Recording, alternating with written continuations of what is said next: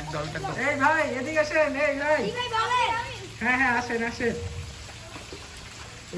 বসতে দেন ওনাদের, একটু বসতে দেন, ওরা তো অনেক বসেন, বসেন। আহা ওনাদের অবস্থা দেখেন।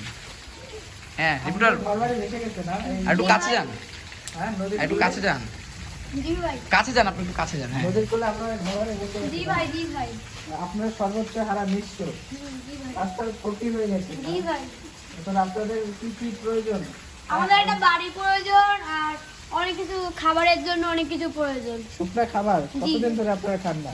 10-12 দিন হয়েছে। ও 2 দিন, আমি 10-12 দিন। 10-12 দিন ধরে ভাত খান না, মানে জি ভাই। শুকনা খাবার খেয়ে দিতেন। হ্যাঁ হ্যাঁ হ্যাঁ। হ্যাঁ, আপনাদের ভারী খাবার খেতে পারিনি আমি। না না, সবচেয়ে বড় কথা ওই দিকের অবস্থা কি? ওই আপনার যেখান থেকে আসলেন ওদিকে কি পানি?